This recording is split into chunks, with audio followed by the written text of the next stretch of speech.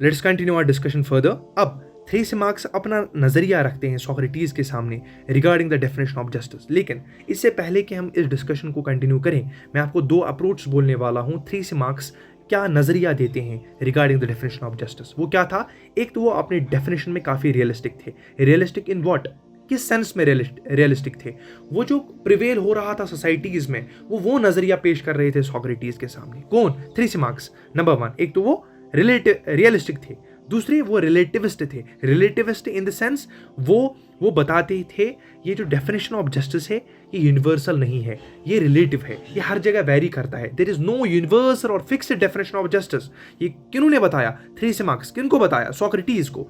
अब और कुछ डायमेंशंस देते हैं वो regarding the definition of justice. सबसे पहला इंपॉर्टेंट डायमेंशन वो ये है that justice is the interest of the stronger. ये जो जस्टिस है ये किन के हक में काम करता है? जो पावरफुल कम्युनिटीज होते हैं सोसाइटी में, जो पावरफुल कम्युनिटीज होते हैं उनके हक में ये डिटरमाइन करता है। डेफिनेशन ऑफ जस्टिस ये देते हैं कि उनके हक में हमेशा काम करता है ये डेफिनेशन ऑफ जस्टिस। वो जैसे डिटरमाइन करते हैं उन्हीं के हक में काम करता है। क्यों? क्योंकि वही डिसाइड करते हैं डेफिनेशन ऑफ जस्टिस क्या होनी चाहिए।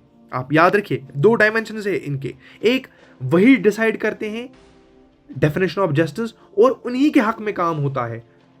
Justice works in the interest of the stronger, ये उन्हीं के हक में काम आता है जस्टिस। इसी वजह से वो एक तो रियलिस्टिक थे क्योंकि जो सोसाइटी में प्रिवेल हो रहा था वो बता रहे थे, और वो रिलेटिविस्ट थे। क्यों?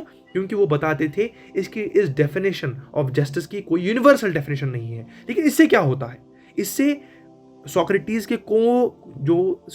के कोर प्रिंसिपल्स होते हैं वहां स्ट्राइक होता है इस डेफिनेशन से। देखिए, इससे पहले सिफेलिस ने भी अपनी डेफिनेशन दी, इससे पहले पॉलीमार्क्स ने भी अपनी डेफिनेशन दी, उससे पहले ग्लूकान ने भी अपनी डेफिनेशन दी। लेकिन वो अपना नजरिया पेश किए, सोक्रेटिस उनको रिजेक्ट करते गए और उनकी एक सॉलिड एक्सप्लेनेशन भी थी। लेकिन थ्रेसिमाक्स जो नजरिया पेश कर रहे थे, जो अप्रोच पेश कर रहे थे सोक्रेटिस से, इससे सोक्रेटिस के कोर प्रिंसिपल्स को स्ट्राइक होता था। क्यों? क्योंकि सोक्रेटिस हर किसी चीज के वो क्या थे?